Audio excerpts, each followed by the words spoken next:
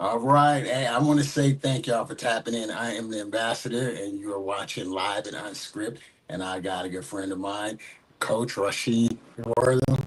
Man, I want you, before we get into just all the random questions and just chopping it up, that's all we do Sure. here, is man, introduce yourself and let the people know a little bit about you. We'll do. Rachi Wortham, I'm the head coach at Tacoma Community College. From Tacoma, Washington, played at TCC. Went to high school right down the street at Foss High School, and then ended up graduating from Eastern Washington University. I've been coaching college basketball for about 15 or 16 years now. Back home, having fun, so it's good. Wow. No, I mean, and I want to say thank you, Coach, for, like real talk, taking the time and sitting down with me. I did my little research on you, and, you know, as they say, game recognized game. I wish I was able to see you play. I You was know what I weak, mean? so it don't matter. I was weak. Well, I mean, the numbers don't lie. I mean, you won at every level. You know I've what I been lucky in mean? that regard. Good teammates. That's a blessing. Good teammates matter. Right. I see at Foss High School, you got a state, but you went to TCC, you won it there. You went from there, like I said, to Eastern. Yeah, So, I mean, were you a guard, a one or two? What was your, point guard. Yeah. it was a point guard? So you was a point guard. Hmm. So, man, so who are, and like I said, just live and unscripted, just Sure. having fun, chopping it up. Who are some of the players that you played with throughout those years? So I always try to. I had this conversation yesterday about who are my favorite guys that I play with that Okay. always wanted to win. So I'll start with that. Okay. A guy named Robert Crawford who went to Lincoln. Um, Okay. and I say it in kind of this order, but Robert Crawford was a guard on their state championship teams, and I played with him at TCC. Solomon Okay. Wyatt, who played with me at Foss, we grew up at the Boys and Girls Club, and if Solomon wasn't on our team, I said this to my close friends, the state champions team, we wouldn't have won without Solomon because Solomon guarded the best player at practice. If Oh, Keenan and wow. Demetrius were the two best players, Keenan Joyce and Demetrius Crosby were the two best players by far. They're both all state, but Solomon was a year behind us. And if Keenan was cooking, he'll guard Keenan. Demetrius cooking, he'll guard Demetrius. If I'm playing well, he'll guard anybody to make the team better. So then when we played whoever, he guarded the best player on the other team and had the same energy every day. And so Solomon Wyatt and then Alvin Snow was MVP at Eastern. He led us in every statistical category, was the first Hall of Famer at Eastern. I don't want to say first Hall of Famer, first All-American for Division I at Eastern Washington. Okay. And I'm really good friends with all of them. Alvin and I are probably like best friends now. We grew up so different and just crazy to think about. But the guys that played my high school team were Keenan Joyce, Demetrius Crosby, Solomon Wyatt, Mark Ashton, Kerry Nicholas, Tony Doble, Greg Shadowvine. So we had a good high school team. And I love to say this, that all of our guys that played at Al Davies Boys and Girls Club, for the most part, went to Foss. So it was good. Okay. No, now as you're naming some of these people, I'm like, oh, I actually know that person. I play with Sure. it. You know what I Sure. mean? And of course, I'm not from here. I got here when I was probably 24, Yeah. 25, somewhere around there. And so I've been blessed to play with some of these guys and know them personally. So to Sure. hear these stories, it's pretty dope. You know what I So I'll throw mean? out two more names that people will know. Okay. Kind of the biggest name that I played with was Justin Holt, and I played with him at Tacoma Community College. I love Justin. We have a love-hate relationship because I love him, but he was as a teammate, I didn't necessarily, So and then Leonard White, who was probably the best player to grow up in my neighborhood. They both went to Lincoln High School. Leonard Oh, was wow. killer, like stone cold killer, and so shout out to those guys. We call him Leonard the Legend. Yeah, no, I'm about to say. Justin, I played because I played for the Jazz, so I Sure. had a chance to play with some of these guys. So Hmm. that's why it's one of those. Is I'm hearing the names, I'm like, okay, I did get Yeah. to rock out with them at a later age, you know what I Right. mean? But it's still they're part of the history when you start talking about basketball, and especially when it comes down to Tacoma. Right. Because Uh, people always think they say Seattle area from out of state, and they think Tacoma, Seattle. And no disrespect. right, Seattle does it in basketball. Tacoma and right, Seattle just aren't the same. And Seattle's got a ton of NBA players, really good NBA players, and we don't. Like we don't have a whole bunch, and we're obviously smallish. And there's in my opinion, there's a huge difference in basketball in Tacoma and Seattle. Take this the right way. Seattle dudes, they have to be dog eat dog, and they're Right. always trying to compete against each other. The league's incredible. At Tacoma, you'll get the guys that are in different pockets that are really tough, and the high schools matter. Their high schools are killing it, and ours aren't. So we got to tighten up in that regard. No, that's good, right? Because I always wondered, right? Because I was the outsider that came in and didn't know, like, the rivalry. It's low key a major rivalry, no matter what. You know what I mean? Because I Right. started off with the Mountaineers in Seattle before I ended up Sure. going to the Jazz, right? And so on the Mountaineers, and we came to come. I think at that time it wasn't. It was way before the Jazz. What was the IBL team? Come on, man. Tacoma I can't Thunder, think. maybe? The Thunder. I think it was the Thunder, I believe, right? I was And gone though, so when those teams started coming out, I was out coaching, so I wasn't here to watch. okay, And a lot of my okay, dudes so played for him, Quick and Dante specifically, yep, because I yep, kind of grew up in Dante's shadow a little bit. That his grandmother lived right next door to me, and so he okay, played with Mr. Coach Redwine. And so my yep. first pro opportunity, I got to play in Doug Christie's league, and those guys brought me along. Big Lou and Bernard and Dante brought me along. Said, just don't turn the ball over, and you'll get to play. And sure enough, rest in peace, Mr. Redwine. He gave me my first opportunity to play as a pro. Yes, no, same here. Crazy. Mad love for Coach, Red Wine, and that's the thing too, right? He was, as we say, Godfather of basketball. He was a Sure. major piece, a major plug Big of the killer. game, and so I had a chance to rock out, and Dante played with Dante. Right. Dante ended up coming to play, Come on. helping me with the Admirals and things like that. So Quick, You know what's still crazy? my guy. My Go bad, ahead. let me cut you off. I signed Dante's son to a scholarship at TCC, and it didn't work out. I was trying to get him to come play for me, and things just didn't work out. But we're still close to this day. The Quick Okay. the tattoo guy, he's gonna do my tattoo for Yep. me. Real. No, he did mine. I like it. See, that's good. So yeah, that's all family. No doubt. It's really like that, and that's what I was saying. I didn't know sort of the rivalry until I got in, like playing Sure. Seattle. We can't play Tacoma. I'm like, whoa, wait a minute, Right. and then all of a sudden I go to Tacoma. I said, okay, but I understand it, like you said, no matter what. That's how I helped build my brand, the Admirals.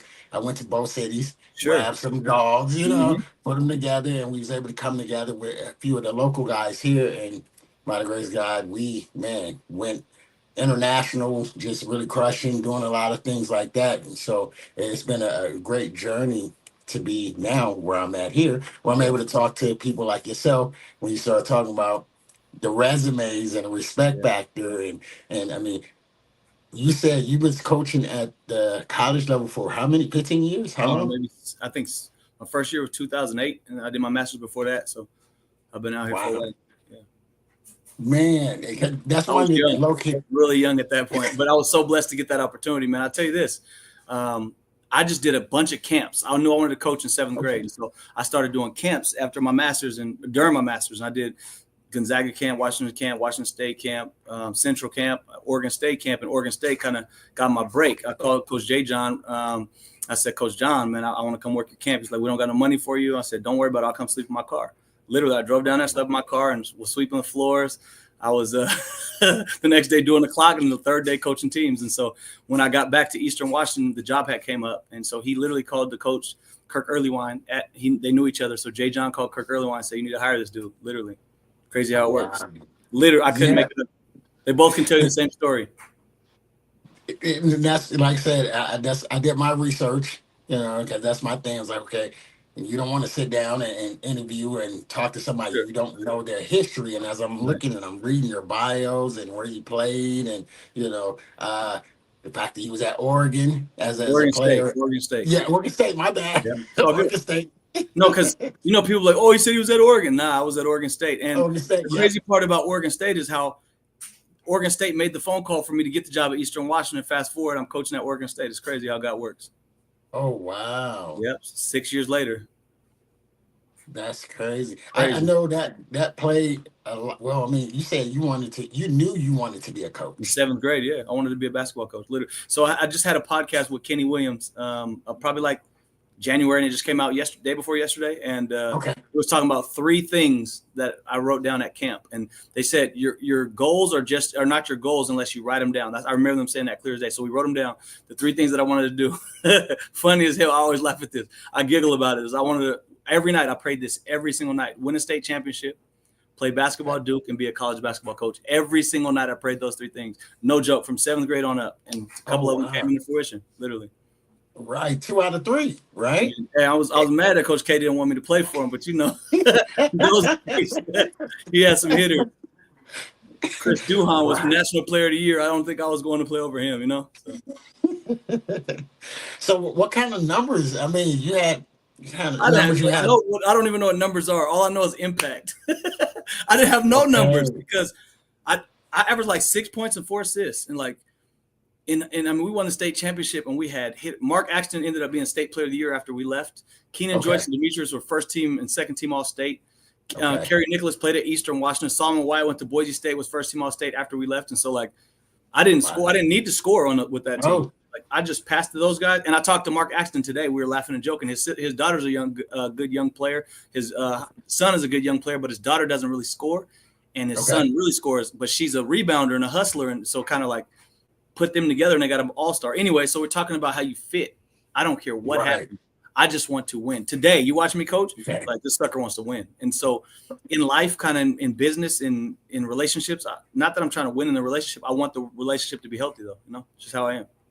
No, I mean, and I can relate and understand that, right? It's what is needed. Sure. Right? And if I need to cheer, I'll cheer. Whatever.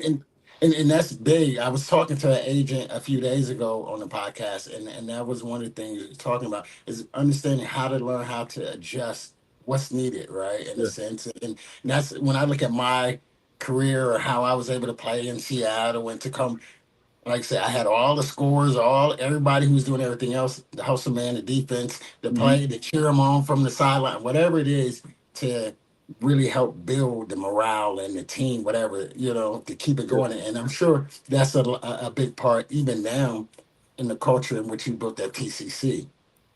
So let's talk. I want to say let's talk a little bit about TCC. I'm about to say, was it about 2? I'm trying to think. Y'all had a good run. Y'all made it to the finals, or 2 years ago in the championship. Yep. It was a good run. We had a good team. We probably had the best defensive team 2 years ago, and we just play fast on defense. And I'm making them guard 94 feet the whole entire game. So we had a big fella, Che Haynes, who ended up being an All-American and playing in the JUCO All-American Showcase and all these things, and just could switch ball screens. And so he's got really light on his feet, 6'8", 280 pounds, and could switch ball screens. So we were in a good situation where we could just pressure people. And we ended up playing Green River. Shout out to Green River.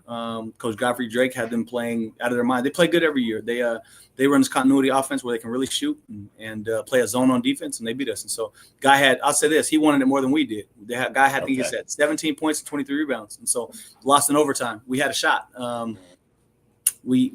They beat us. So I'll leave it like that. They beat us. I think about it every day. And so I've been lucky, man. I've won a lot of championships, and I never really took second. I think the last time I took second place legit was Rainier Beach in '99. We lost to Seattle U. We lost at Seattle U Summer League, maybe. It's the last time I can ever remember taking second. We won championships after that. Wow. What is what is this? Trying to think, who is this trying to get on here? Where? Well, my bad. I had somebody trying to guess. You can't even think straight. Trying to somebody get in. It messed me up. I'm like, how does somebody else get this link and they're trying to get on? But going back, what is your season or your team? Have you already did your recruiting for the year, or what is it looking like coming up? So, every coach, they do this. Oh, we got this great recruiting class. I never do that. You'll never hear me say, "Oh, we got this great recruiting class." We're talented. Okay. We didn't have good shooting this year, so I've changed kind of my thought process. I'll make them play defense. So I went from let me get a defensive guy to a skill guy. I'll make them play defense regardless. So we got more skilled shooters this year. We're not going to be able to play inside out because the big fella, he averaged 20 points and 12 rebounds every single game for 2 years. Wow. Right? He's actually signed with Central and is going to go play at Central, but we're going to play in the perimeter more. We got some perimeter-oriented guys. I don't want to throw anybody's name out there, but we have a big old 6'8", 280 coming from Utah. We got the 7th leading scorer in the country coming, which is people are like, well, how'd you get him? I recruited him for 2 years. He got injured, and so I just did my job. Like he's a 5'11" scoring guard, and he can flat out score. And so we'll play with the 6'5" point guard, slow footed a little bit, but can really play. Wow. And make the right play. Come off 2 feet. We're about playing off 2 feet. Always play off 2 feet. Get into the paint, play off 2 feet. He's that. He'll pivot around you. He'll score. He's really been a scoring guard his whole life, but we're going to change him to a point guard because he makes the right decision for the most part. And then I'm looking at a 6'7" pick and pop transfer from a Division II.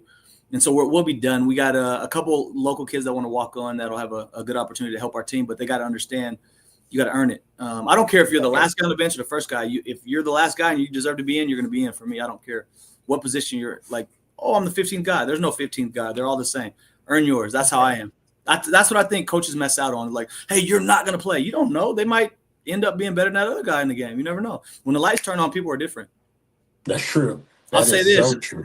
That Gary Payton, bro, when I coached at Oregon State, he was the worst practice player I've ever been around. Shout out, GP. I love you, dude. But he knows. He was disgusting at practice. And the lights turned on, he was the best player out there every night. Oh, wow. I've never been around it where dude didn't practice. He did not practice. But he was out there just going through the drill. And if it was a competitive drill where he had to win, he'd win it. But if not, he was just out there playing. But then the lights turned on and he was different. I think he's the only player in Pac-12 history to get Defensive Player of the Year twice. Oh, wow. He was different. Yeah, no, and that's pretty dope.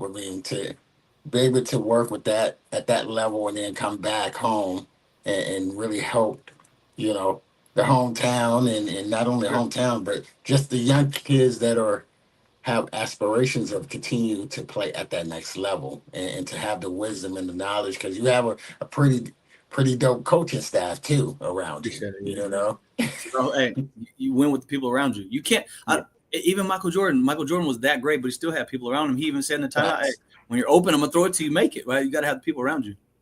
Right. And let's talk a little bit about that. Who is around you and what made you, like, when you started to put your team together, because you think about it, like a coach, anything. So who's around you and what made you pick those guys? So when I first got here, a guy named Jason McLaughlin was on our staff. And Jason is a guy who has been around this area forever.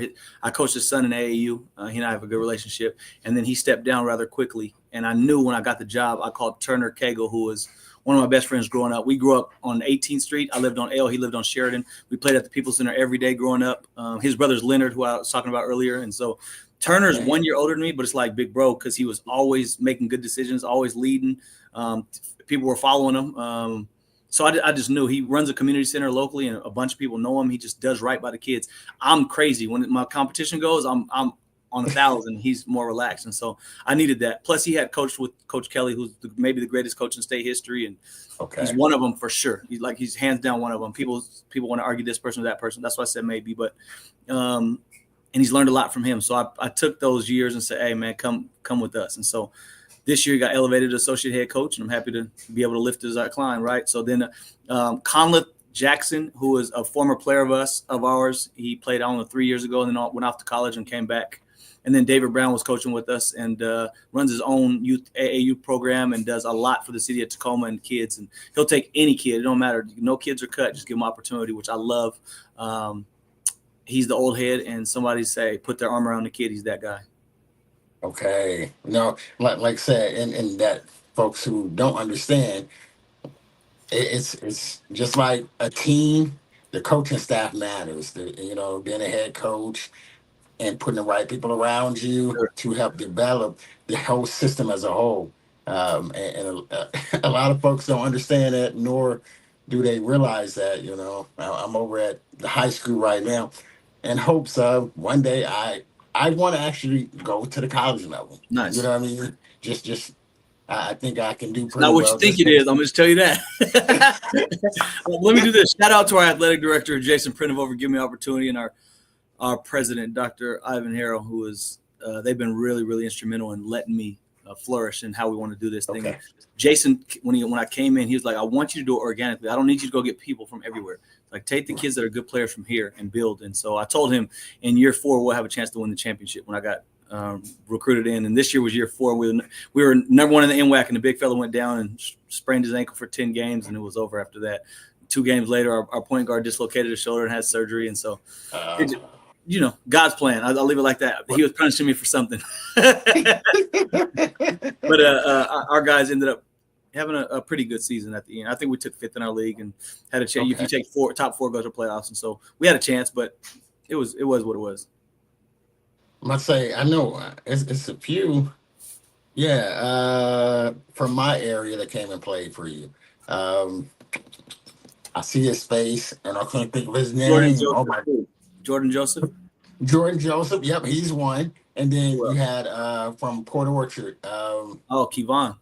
Kevon. Yes. I love Kevon. So, nobody's ever played harder than Kevon. I promise you this. Nobody's ever played harder than Kevon. Okay. Maybe more passion. Like, the reason he's able to play, because he's not the most talented. He works hard at it, but he just plays. He's a pest that you want to swipe away. So he's the one that dislocated his shoulder, just had surgery.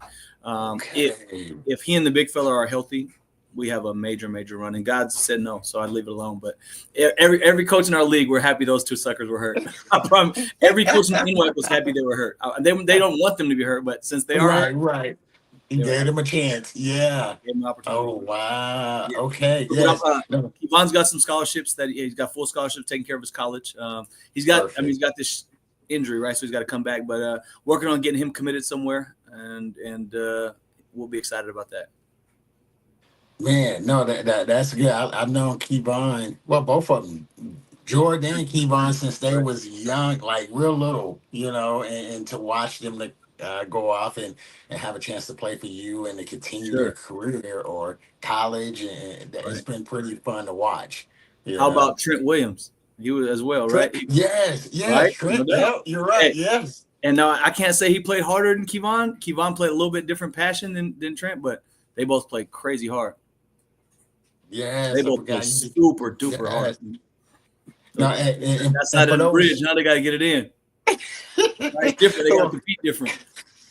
And that's the thing too for those out here, because I think that's one of the things in my area that feel like, we're kind of come a long way, right, as far as having opportunities. And that was one of the things when I first started and really doing my thing out here, was wanting to have a platform to be able to give our kids these opportunities. And now to see them going to programs like yours and flourishing and going off and having some success. And of course, there's other ones that are going other places, but I think it's encouraging for the generation that's coming up, who's next, to say, okay, well, I don't have to stay here because, I'm an alumni, We've been struggling for some years, And so it's one of those where you're like, okay, I play here. This might be the end, in a sense. Or I do know. I'll say this. Shout out to Marvin Williams, who's probably the greatest ranked player out of state. I know out of state of Washington. The highest ranked, second for sure. And then Avery Bradley was ranked out of here, but he went to Findlay Prep his senior year. Marvin Williams stayed at Bremerton and got it in, right? So shout out to that. So you can do it, man. If you're good enough, they'll find you. They had Roy Williams and Mike Krzyzewski flying out here to watch him. So if you're good enough, they'll find you. That's what people don't understand. Oh, I go to whatever. Well, Bremerton's got one right now that's going to be one of the ones. And so it's not Davis.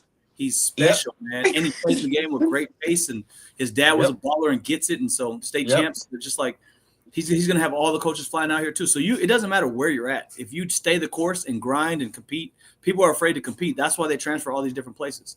That's what was so beautiful in my era. No disrespect to anybody, is where you went is where you went, and then you deal with it, right? And so some people had some family stuff where they had to do this or had to do that, and they had to transfer. But about neighborhood, I'm from Hilltop. All the Hilltop kids went to one school. All the other kids went to a different school, and that's just what it was, Yeah, no, and you made a great point. And for all the listeners, the kids that get to hear the interview, like Coach said, if you really put it in, we will find you. That's just how the game works. And JD, he is that kid right now that is out here that is killing everything.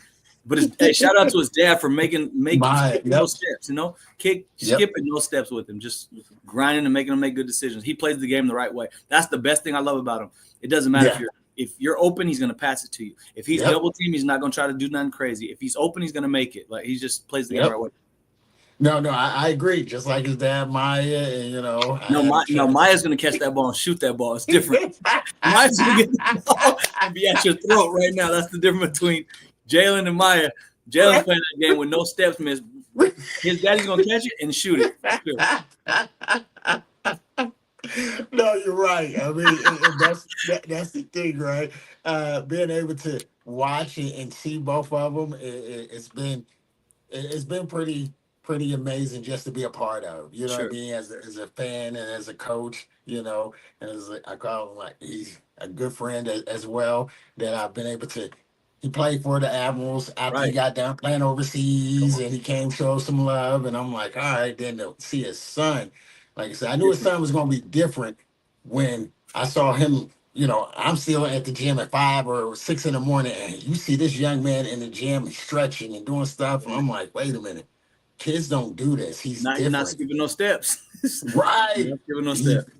He's not, and it's paying off. As a sophomore, he already got a state title and one of the best players in the country, not just in the area. You know what I mean?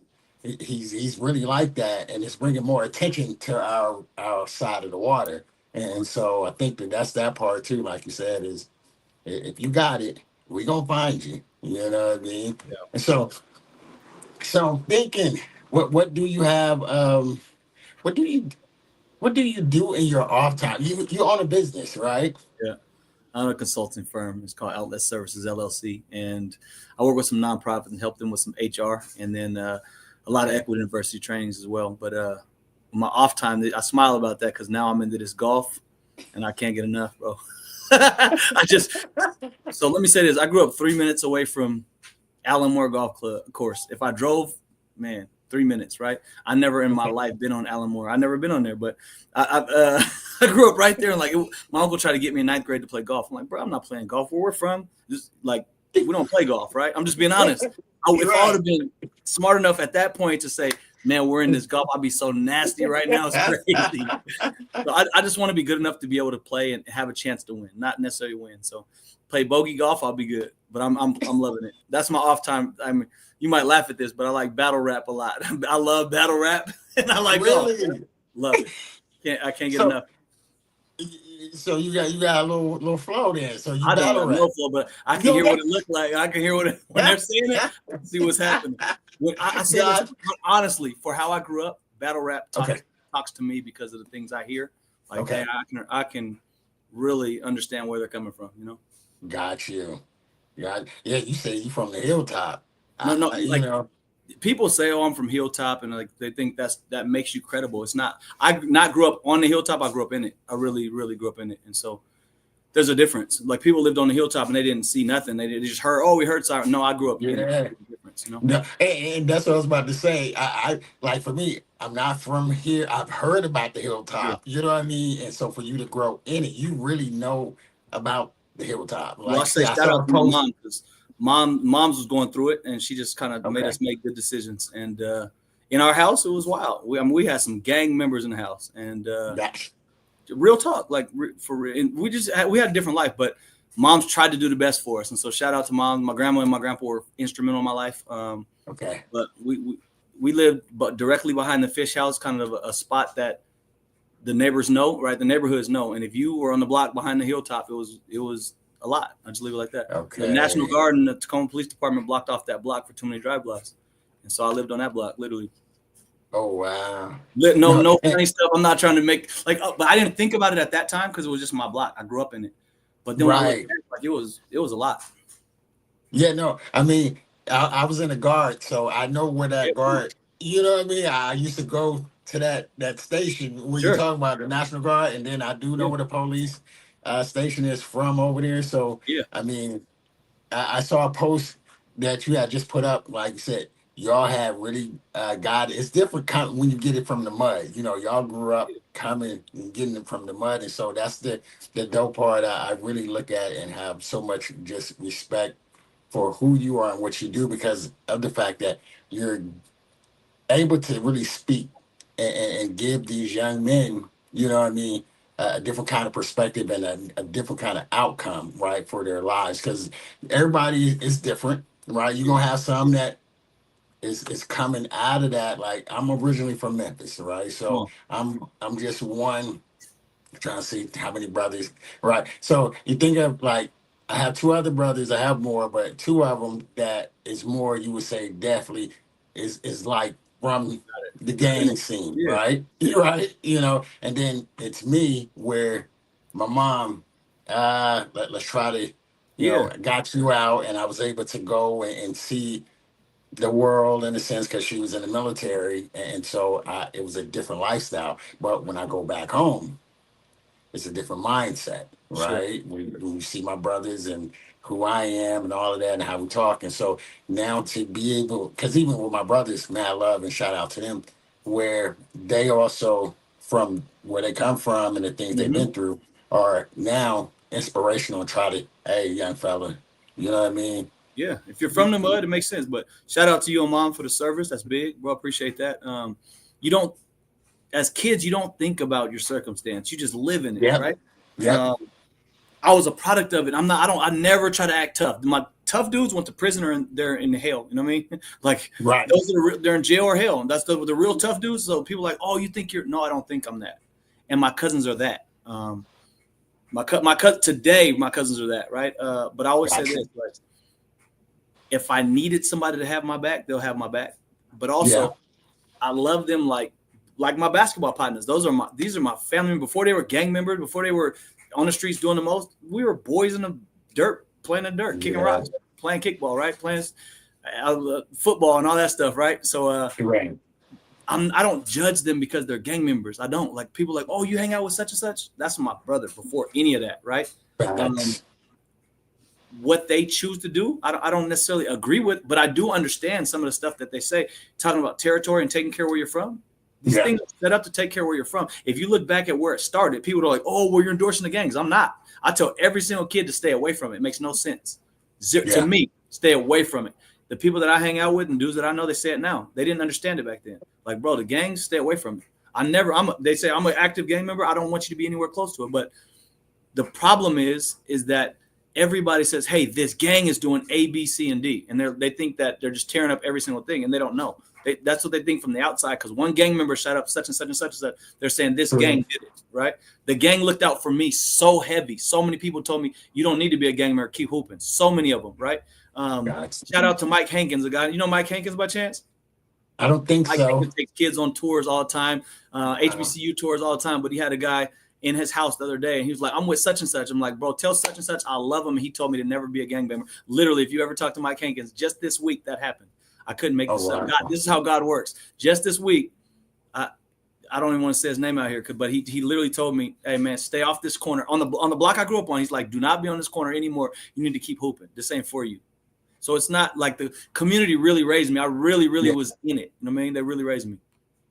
And I mean, and like you said, it is real love like that. I can say that even I'll say because everybody like Bremerton, there's gangs everywhere. I don't care what there's gangs in the hood. You know what I mean? Yeah. I don't care where you from. No And that's, I can say there are some that I know that show me love. Just the fact because of the fact that, like I said, giving back to the community, knowing what we're about and what we're trying. Hey, here's resources. Here's love. It's like, hey, we got you. You know what I Right. mean? Yeah. Don't even worry about it. So it is really like that. And like I said, that's even when I look at my brothers and all of them, I'm the same way. I don't judge or none of those things. Everybody has different circumstances and situations, Sure. right? And so in that, it's one of those where as you go through life, in that we begin to learn and as we grow and tend to come back and say, all right, well, here's a better way or here's other ways, right? That you can make it. And for us,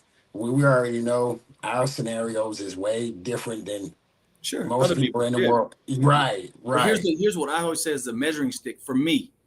Success is not based on what success is. It's how far you've come from where you started, what your start looks like, right? Because everybody's start looks different. But then to me, what your mud looks like when you go back to the mud. Everybody wants to say I'm from the mud. You know what I mean? Oh, you're from the mud. What does your mud look like where you actually go back to? Have you actually planted any seeds in that same mud to try to help it grow? That's real. I'm like, no fake. That's why when I'm back in Tacoma and we do the most community service out of everybody, it matters, bro. When I say, when I go to the homeless camps, they actually know my name. It's not fake. On the hilltop, they know my name, right?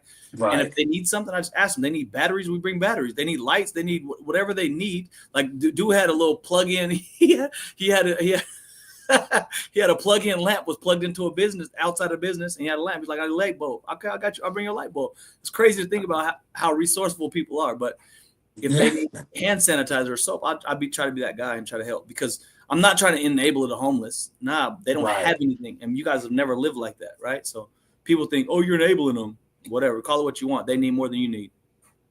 No, so that's what success is like. I'm not this most successful person. I'm just based on where I came from to where the most people are there now. I've had some success. And this is great, because like you and I haven't really had a chance to really do this, like sit down and just chop it up. And so to understand your mindset and where you're coming from is very, like I said, much respect, and we always had love for one another from afar. You know, just being able to. You've been a hooper, and I was watching. You know, I see you killing. Keep up the good work. Keep shouting these kids out, man. It matters. Shout out to Coach Brown, because Coach Brown does it more than anybody. If he knows the kid or not, he shouts these kids out, so they get clicks and likes, and algorithm starts moving on these kids. It matters, man. You know, and thank you, and that's the whole Brown doo. You know, that's my guy. You know, it's one of those. I had a chance to play with him, and we do a lot of things as well. Yes. Hey, Maya Brown trying to kill you. Don't guard him. Don't say anything to him. They're trying to kill you. No, that's true. That is true. And that's the funny part, because, you know, you look at him, you'll be like, oh, he all little and this and that. Oh, he had bounce and all of that. Everything. He was a killer. That one goal, too. He got the 2 goals. I teach him he got 1 goal. No, that is so true. And that's the thing, like for myself, even for my kids, where I'm just like, hey, I'm gonna help you get to where you're trying to get to. Sure. You know what I mean? So to hear you say what you say, you know, shout out like to my kids and those who are watching, like it does mean something. This is why I do what I do. Is it's not about me at the end of the day. Like you said, you know, the mud, what seeds are you planting? Come on, man. Right. Hey, shout out to your kids and the people watching. Shout out to my son. I tell him all the time, man, you can be whatever you want to be. And my son don't even like basketball. My son, he likes other sports, right? He loves lacrosse. He loves wrestling. He wants to do jiu-jitsu. And like, whatever you want to do, I'm going to support that. I don't care. If you like basketball and I love basketball, I just seen a little message from my sister. That's my sister. She said something about the hilltop. And so, hey, she's really in on it. He just support the kids, man, to whatever they want to do. Help them be great. And then when they're done, they get to go back and help somebody else. That's why I say lift as you climb. It matters. No, it really does, you know, and I guess for me, it just is humbling for me to know that personnels like yourself and these other great and young men, you know, we're still young, sure. Men. I'm really young. That's everybody. To just be a type of mentor and example for our next generation and even my own kids. Because I think that's one of the things that I look at too, is just saying that, okay, what examples that we have and what mentors we had growing up, and then boom, now we're in that place. What do we do now? You know what I mean? Do we change the culture? Do we repeat the history? You know, what are we doing when we start talking about what kind of seeds are we planting? Because once we're gone, what's going to come up next, right? And so I think it's big. I think it's different now. It's because there's social media. The social media has been such a presence. They can just pick somebody to be their mentor, right? Like you can listen to a person and say, this is who I'm listening to. I didn't have that. And shout out to David Bonds and Cedric Collins, who were instrumental in my life and as coaches, right? They were my AAU coaches, and those were like my dads, because I didn't trust a bunch of men. Like I just didn't. Yeah. but they were every single day. Mr. Robert Joyce, who was like a dad for me, Okay. every single day, right? And told me to do the right things. And so I trusted them that I know if something was up and I asked them, they'll look out for me. I didn't want to ask anybody for anything. And kind of through my life, they supported me, they looked out for me and kind of help guide me, not to get money, just to graduate college, right? This is how you got to graduate college. And then I kind of it was off at that point, but I'm still really close to all those guys. Yeah, no, I mean, and I know Jordan, when I put you up on IG that you was coming on, Jordan was like, yo, he's a real one. You know, he got love for you. He's That's like, my that's a guy. real one. So Jordan and I had a love-hate relationship too, because Jordan wanted to dribble all the time. Like, bro, in college, you can't play with the dribble all the time unless you're the guy. If you're going to go be the guy, do it, right? And so I had to teach Jordan to come off that ball. And Jordan's a really good basketball player. I shout him out all the time.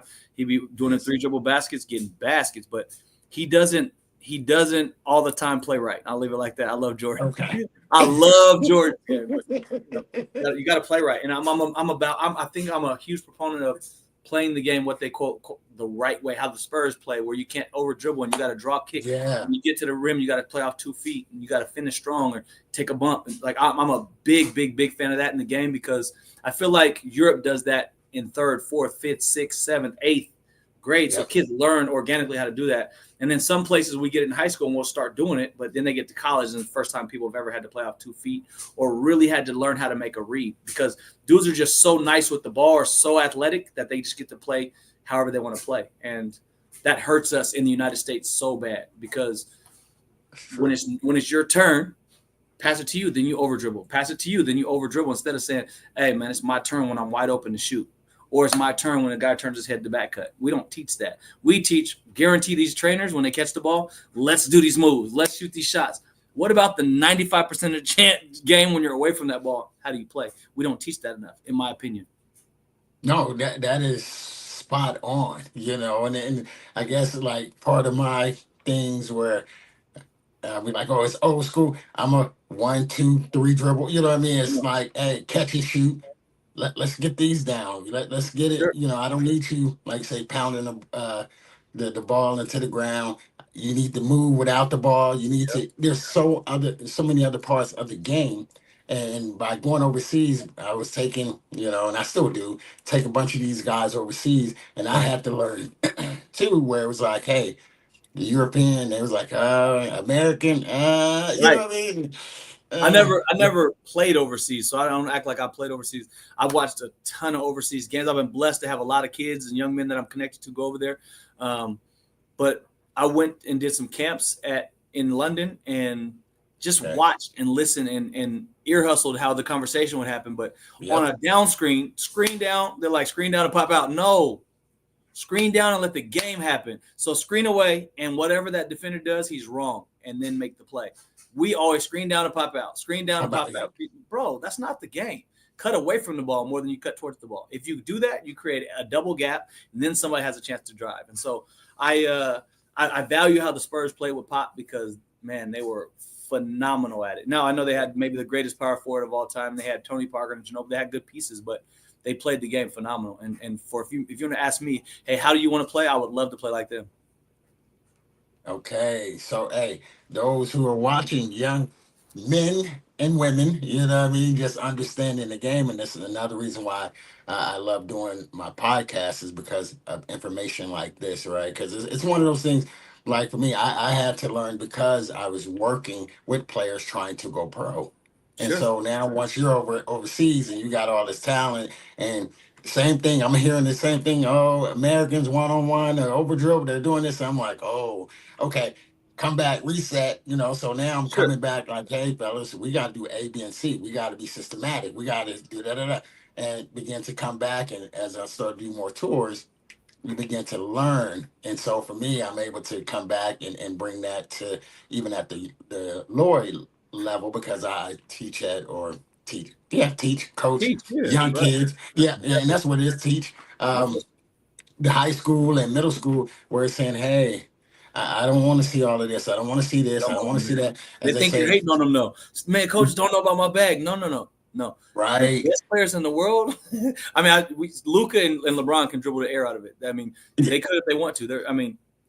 But there's nobody else in the world like that can do that. Like SGA, he's dribbling and he's getting by you every time, right? And so you have to play the angles, but you also have to understand who's on the floor with you when you're doing all this dribbling.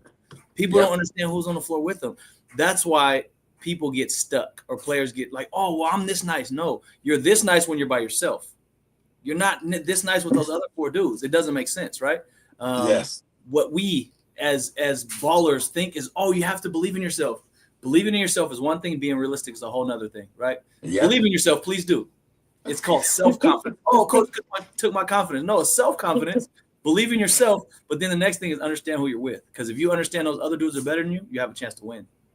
Yes, and that's been the key, right? Understanding and playing the role, knowing your weapons, knowing the pieces is so key. And that's what I feel like one of the reasons why I've had success, not just as a player, because it's one of those, hey, I'm not need to be the best scorer. I need to do this. I need to just do what I need to do. But then now when I'm picking players and I have these things, do you understand why I have these players and, and how y'all come together and work as a unit, right? So like you said, you just have that assist man, you facilitator. Hey, let me do this and that. I don't need to put up, double digits and this and that because I got 3-4 other people that can do that.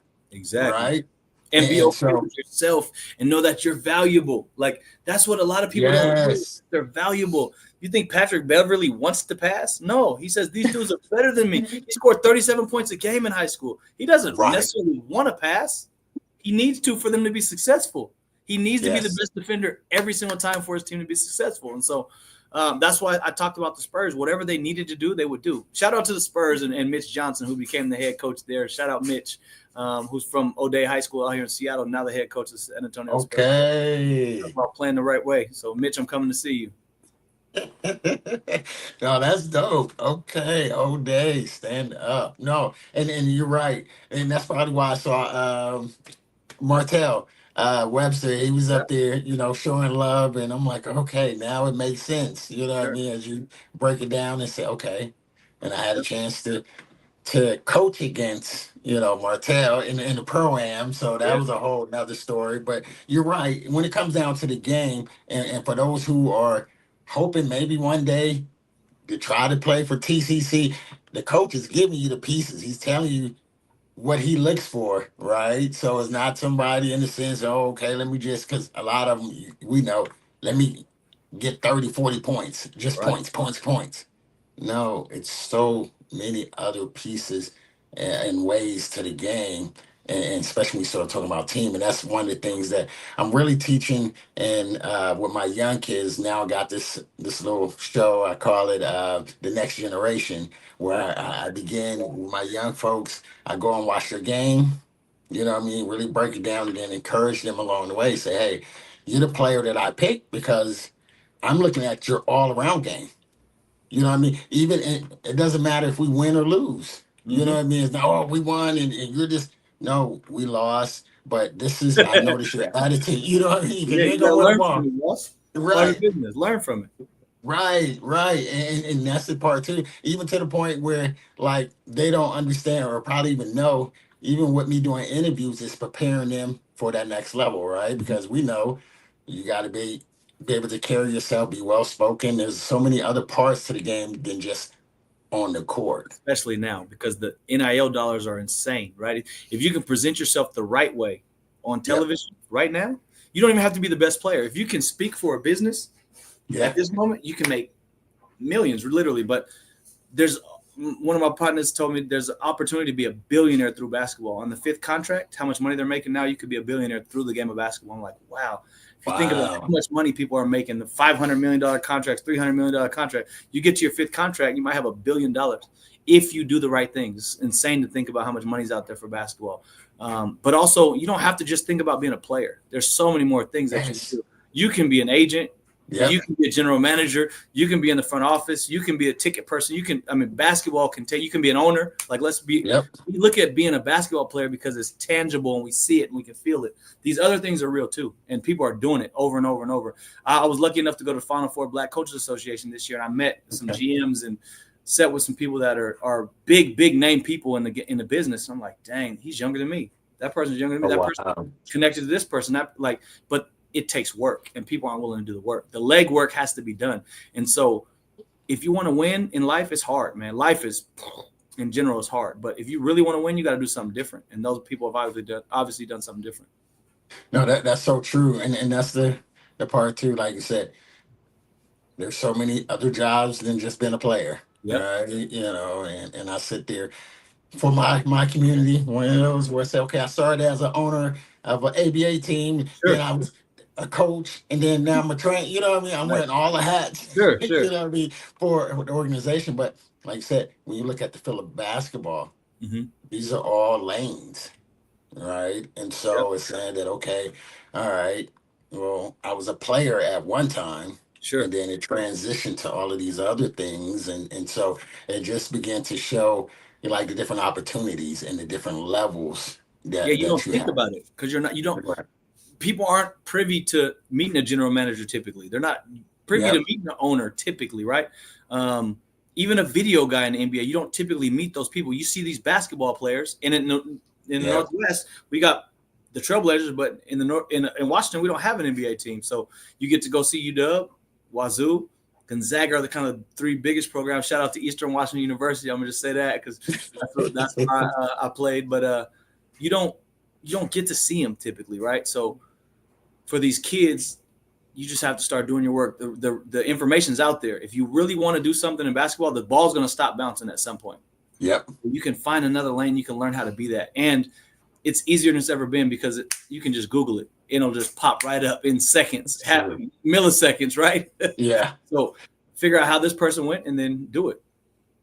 No, so true. I mean, the game as a whole, everything has changed from when we was playing to where it is now, and the resources and opportunities that's available. When you start talking about, like you said, the NIL deals, that wasn't even an option back then, So it's so let's much. Talk about this. So how do you feel about being able to transfer and play? How do you feel about getting the NIL dollar and play? How do you feel about it? Do they deserve it, or should they? What should happen? Well, so that's a good one, right? Because it's one of those things, right, where I sit there and say, when you look at it back then, the schools it was a business. They're getting all the money. Sure. And, the young men and women, they're not getting anything, and they're the product in a sense, right? 100%. Right. And so now the thing is saying, okay, now you can get a bag. But then we start looking at the portals and the all of that stuff. Now you start to say, okay, I can't really discipline you. I can't really do certain things because if I don't like it, I'm gonna go over here, and what I mean. So that's the other part where I'm like, and hard, it's hard. And even when we start talking about the money part on the NIL, right? Because now once again, a coach can't really hold you accountable. Man, you know who you're talking to. You know what I mean? Come on. Now we talk, right? So now, hey, that's why I asked you. So I'm a huge fan of getting these kids money. I'm a huge fan of it. I understand what it's like to be broke in college. I think we jumped the gun because we didn't have anything in place. And as a NCAA, I think the NCAA they jumped the gun. I'm glad the kids get the money. I want them to get the money. The free transfer thing gets me like, just transfer and get $1 million here, $6 million there, $5 million here, $4 million there, and I want you to get the money, but then you don't have to sit out. You don't have to. And they're like, the coaches get to leave every year, and so I don't know. I was talking to a group of friends, like, maybe they have a buyout, maybe they have this, and to me, it's about going to get this degree. So most people aren't getting those millions. Some people are getting some, but most people aren't getting those millions. We hear about those millions, right? That golf team, they're not getting those millions, so they're going to get this degree, right? And so. And they're typically not transferring every year in this portal because of basketball and football. They made it sexy for people to transfer, and even women's basketball. Like you get this money, but what about the swimmers? Like we're not putting in totality to talk about all the kids. These are young people, right? So we need to really talk about how the revenue sharing is going to really help those. And I'm not speaking for the NCAA. I'm not on the behalf. I'm about these kids. How can we make it happen for all these kids? Because they all deserve it. They're all grinding. They're all working. They're not all getting money for the school the same, right? And so if we're talking about true revenue sharing, it makes me think, and I don't know who's getting what, but it makes me think of how this money is being spread. For that one person that's broke going home, like, dang man, my teammate, he's making $8 million. I'm eating top ramen, right? So I feel bad in some regard for those kids. Truly, I truly do because I understand it. No, I definitely understand and agree, and that's the part too. Like you said, looking at it as a whole and really just saying, okay, how can we, if you want to say, because they was trying to fix the problem. Did you really fix the Sure. problem? Right. We enabled some folks, which is Right. hard. The revenue sharing. Right. I don't know the details or the statistics or anything, so I'm not trying to talk bad about it. But it's Right. interesting. It's really, really interesting. I know this. Go get these degrees, right? And so if you're transferring all these times and you don't get the degree and you got 8 million, do you really need the degree? Is what they're saying. Like, man. So I don't know. Hopefully somebody's helping these kids manage these dollars and pay their taxes and all that stuff. And that part, right? That's it. They start stuttering. I know. Right? I'm like, right? Because now you got all this money, all these opportunities, and like you said, once the ball stops, it's over. Basketball is going to stop. Right? So now, because in the game, just in world, in life, period, Sure. there's always the next man or next woman up. Who's hot, who's coming, who's this person. So you're not always going to probably be that it person. Something happened to you, next. Mm-hmm. Right. And if you didn't manage the money, you didn't do the right things with it. Now you're like, oh man, and you don't have a degree. Right. Now what do you do? But it's hard. That's why I said it's hard. All of it's hard. But here's where I say, go get a degree that nobody thinks you're going to get. Like, go push your limits a little bit, especially if you're playing for me. Like, I just go get the business degree, go get the computer tech degree, because it's community college, and so that it's a little bit harder. They try to say, "Oh, want everybody in," and they try to weed you out. They give you a lot of work to see if you're going to do the work. Once you get it, then you get to the next level, it's going to be fine. But what people don't know about TCC, it's not just easy to get the degree. You got to do the work. Like, the teachers are not just giving you A's and B's. You got to come here and do the work, and that's what a lot of people think. Oh, I'm just going to TCC and get the degree. We got study hall. You got to grind. You got to do stuff. If you're not above a 3.0, I make you go to study hall. I don't care where you're at before. Do it. If you get 2 quarters in a row with a 3.0, then you don't have to. I'll never call you. I'll never ask you nothing else about it. But prove that you can do it. I'll leave you alone. But until you do it, you got study hall, boss. It matters. No, I love it. You know what I mean? The accountability, the system that's in place for them to be successful. And it definitely starts with the leadership, right? Sure. And then that's something, like I said, just for me with aspirations of maybe one day trying my hands in the college world, where it's good to hear, from another college coach who's been there, and just because you have success too, right? That's the thing. Quote unquote, yeah. I mean, success. There's only one champ every year. That's what I keep saying. It wasn't me, so I got to be real with myself, man. I won the championship at this level. God's plan, but I've been lucky, man. I've been really, really blessed with good people around me, and it made it easier to. Hey, can I lose with you? Is a real question for college coaches. Can you lose with me? I expect to win. I just expect to win.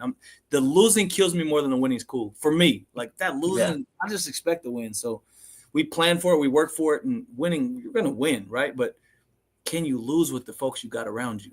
Because if you can lose with them, they'll grind for you to try to win. No, that's good. No, that's a good one, because here's another one for you. Go ask these coaches where you want to go coach. You want to coach college? Go ask them, can you volunteer? They'll let you coach. I'm telling you. Just show them who you are. Just say, hey, can I volunteer? Whatever college you want to go to, they'll let you coach. If you show that you're going to continue to show up, they'll let you coach. Okay. Ask them. Like I said, that's been my thing. I said, okay, I've coached, with my own team. So I've been overseas and coaching Jamal Crawford, the IT, had success in all these other realms, and, 2A girls, 3A girls, now boys. I started going through, and I said, I've been successful on all these levels, but I never had a college opportunity. So I'm going to do that. I'm going to take that on and say, I just want. Closed mouth what? I hate to cut you off. Don't get fed. Yeah. Closed mouth don't get fed, boss. If you want it, you want to do it.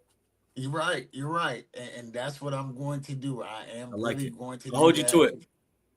Watch. I am. Yep. I'm going to do it, because that's something, to be honest, like low-key here, because I'm an alumni here at OC. And so I've been working and talking with the coaches and met the new AD, and just like, man, I think I can help with the turnaround, right? Because we need to do something, because when I brought my organization here, I started at OC, and, by the grace of God, I've been successful with the Admiral brand. So it's saying that, okay, even if I can just help a little bit here and It's at the good. college level, Yeah. because Don't we try to got to start bring sending in. them players. I know guys like you about to try to send them players. Get out of here.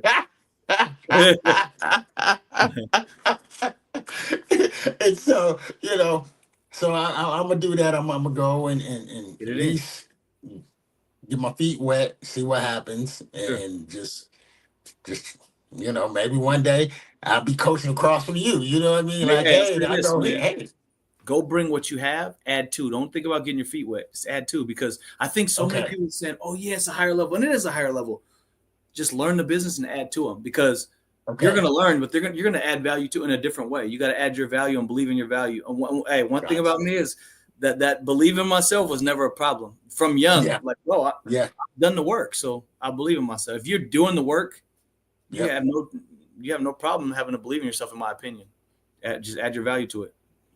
No, that's good, and I'm definitely gonna hold on to that, and I'm gonna take that because, like I said, when I do go into a room, especially whatever's going on, especially in our round basketball, Mm-hmm. I can go back and say, just like you, I know my resume. You know what I Sure, mean? I know my credential. I and know they what do. I've done. They know it, Right, right? So come on right, in. right, They do. They right. got to respect it. You've been successful everywhere, so Right. So it's like you said, add to.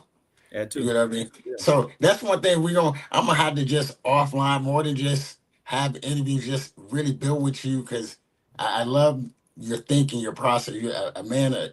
I think I might be a little older than you. couple of I days. might be, yeah, a couple of days, but Couple of days. I'm about to say just a man of a lot of wisdom. You know what I mean? Just Appreciate being that. able to sit down. No, most just a lot of respect and man, it was been great just having this hour just going back and forth and just learning. It's a lot of Hey, things man, that it the matters. perspectives, that Appreciate you help me to see things and once again, it's better than just reading about your success, it. but Yeah, it's to hear it from you and just understanding you as a person, as a man, is much respect and continue to do the amazing job that you're doing just as a whole. Because I know it's appreciate that. not just basketball. See, business consultant, a father, a husband. You know what I mean. So, Matt, salute on that. Before we go, how can people?